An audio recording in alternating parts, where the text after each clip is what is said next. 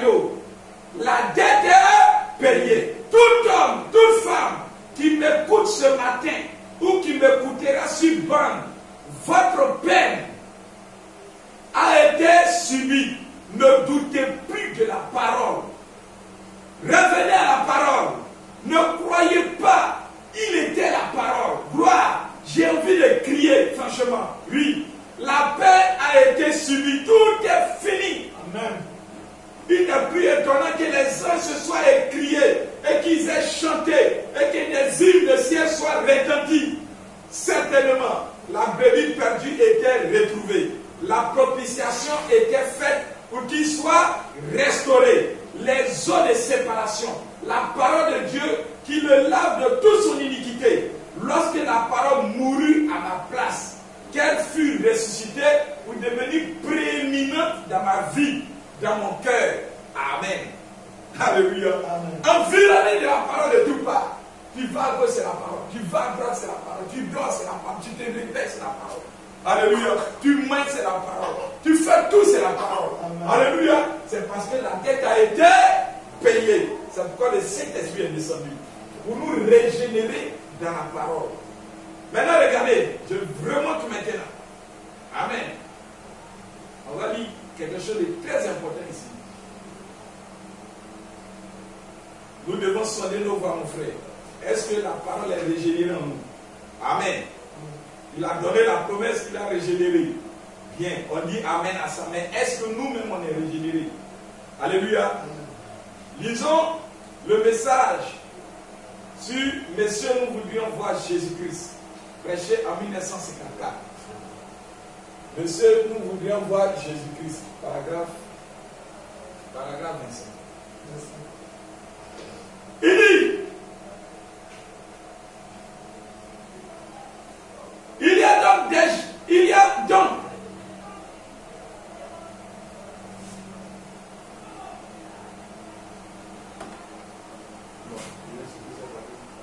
y a des gens ici, même dans cette église, avec une déclaration médicale, et pourtant tout le pays critique la guérison divine. Pourquoi ça? Ils osent imaginer que c'est de l'imposture, que c'est un montage.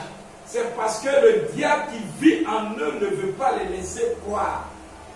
Alléluia. Lorsqu'on ne veut pas croire que Jésus-Christ est mort pour nous et que le message est venu pour nous, alléluia, pour nous régénérer, alléluia, et pour avoir la prééminence, le contrôle, frère, la prééminence là, amen. Quand tu dis j'ai la prééminence sur mon corps, c'est-à-dire, est-ce que c'est pas la tête là qui conduit le bras? Est-ce que mon bras, je vais être là, et puis mon bras là, il va faire n'importe quoi là-bas? Ou bien je suis là, et puis mon pied commence à chuter n'importe quoi. Alléluia. C'est-à-dire, tu es là, ton bras se glisse, ton pied se glisse. Amen. Le corps de Christ n'est pas ça.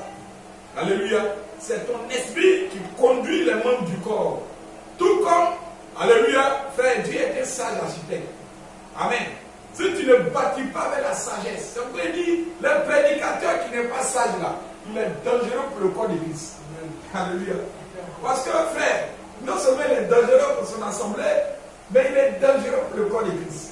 Parce qu'il va croire que non, sa doctrine n'est pas faite.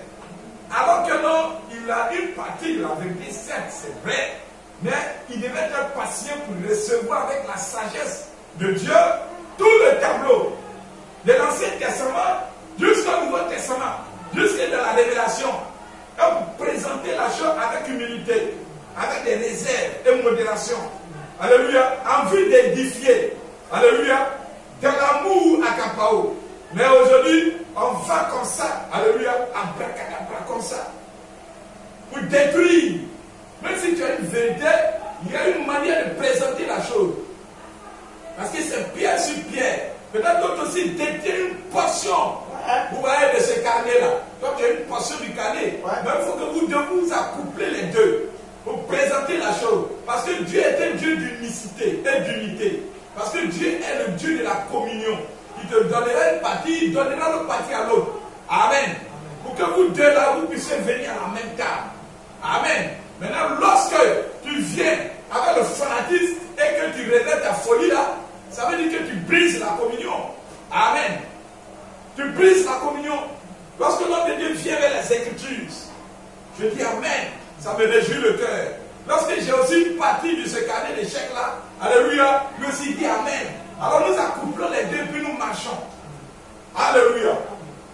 Il dit, c'est parce que le diable qui vit en eux ne veut pas les laisser croire. Les yeux sont aveuglés à la vérité et ils n'arrivent pas à le croire. Ils n'ont rien avec quoi croire. Parce que la foi c'est une substance. Si la substance n'est pas là, ils n'ont rien pour croire. Comment puis-je bouger une main si je n'ai pas une main à bouger? Alléluia. Comment puis-je croire en Dieu? Alléluia. Si je ne fais que regarder une parole ici et que lui n'est pas ici au-dedans, il vous faut premièrement avoir Dieu ici à l'intérieur avant de pouvoir croire en Dieu. Avant de pouvoir croire en Dieu, régénérer en Dieu, il vous faut avoir Dieu à l'intérieur. Alléluia. Alléluia. C'est pourquoi il dit, si un homme ne naît de nouveau, il ne peut voir le royaume de Dieu. Alléluia. Voir, c'est comprendre cela. Alléluia. Voir, il dit, c'est comprendre cela. L'intelligence de Dieu, pas la sagesse des hommes. Comment donc un homme qui n'est pas né de nouveau peut savoir quoi que ce soit au sujet de Dieu? Alléluia. Comment cela? Frère, comment? Comment tu vas savoir cela? Voilà. Amen. Tu es bleu, tu connais rien. Alléluia. Prenez d'ici à peut-être 20 ans les trouvailles technologiques. Ici, il y a un lendemain. Les trouvailles technologiques que nous, on ne connaît pas. Si aujourd'hui tu ramènes ça aujourd'hui là, tu vas te demander, mais c'est quoi ça là? Amen. Peut-être tu vas faire ta main comme ça, et puis il y a l'écran, je ne sais pas. Peut-être tu auras un petit machin là. Amen. Mais si aujourd'hui on te présente, tu vas dire, mais c'est quoi? Comment quelqu'un qui n'a pas Dieu en lui peut parler des choses de Dieu? Comment on fait? Beaucoup de gens qui disent cela ne connaissent pas Dieu. Pas plus qu'un lapin n'en sait au sujet des raquettes de neige. Alléluia. Personne. Il ne peut pas comprendre cela. Cela ne sert à rien de regarder cela. C'est pourquoi Paul a dit, si tu sais que non, ce n'est pas pour toi, laisse tomber. Si tu sais que l'affaire de Dieu, là, ce n'est pas pour toi, il faut laisser tomber. Jésus veut les encourager à partir. Alléluia.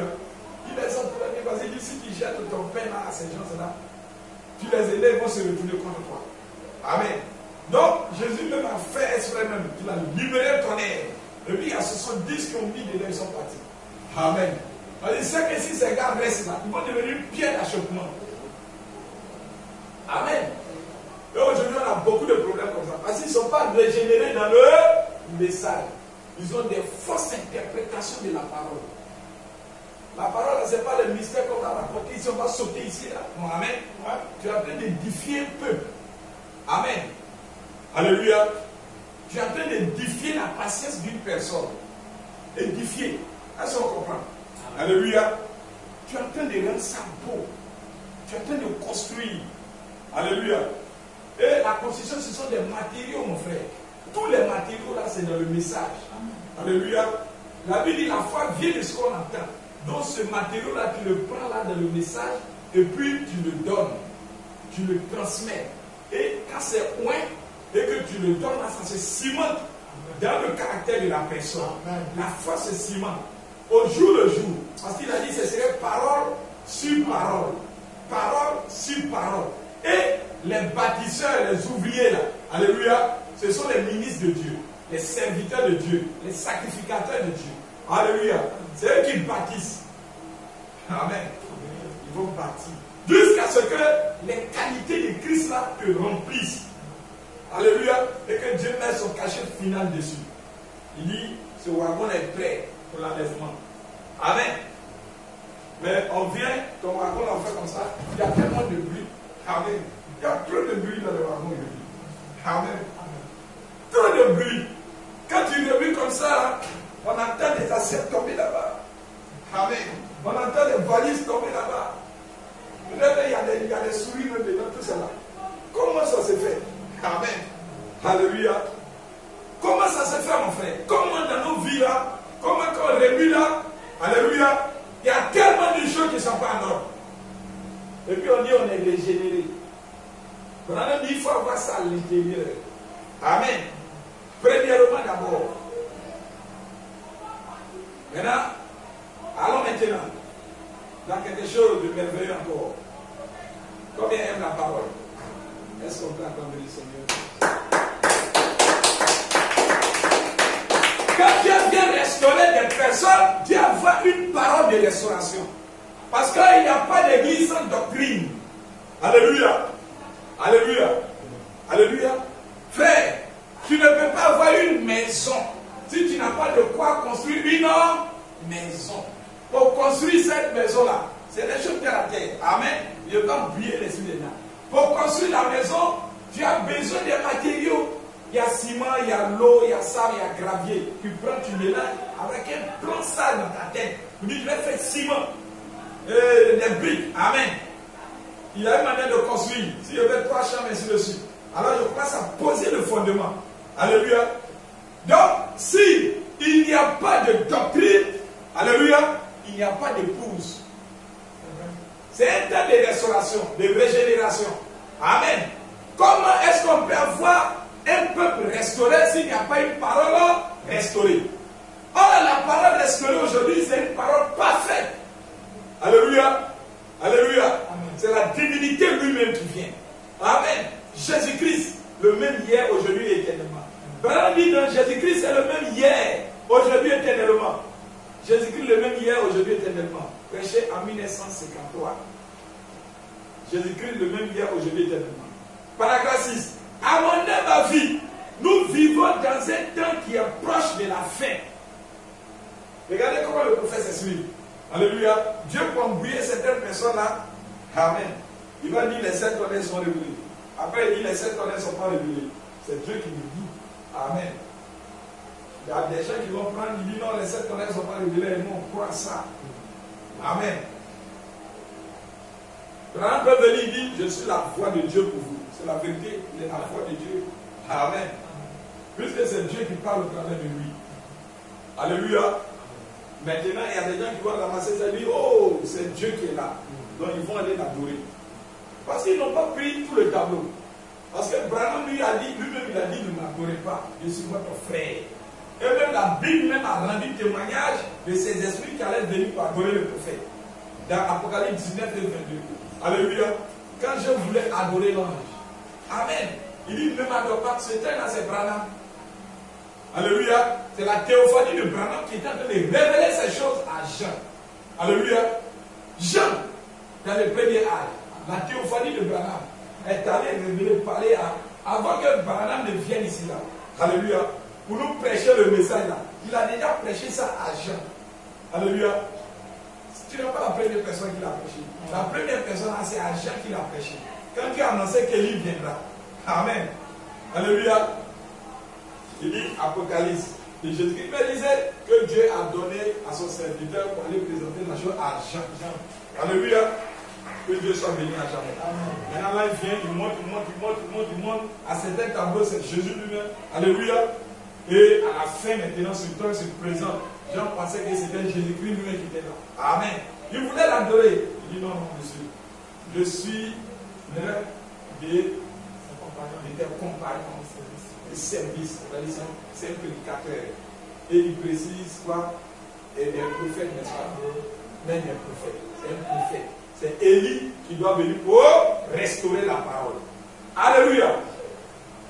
Vous voyez, il dit à mon la vie, nous vivons dans un temps qui est proche de la fin. Ou, permettez-moi de rendre cela plus, d'une manière un peu plus personnelle en disant, nous vivons au temps de la fin. Alléluia. Il dit, je crois que c'est le temps de la restauration.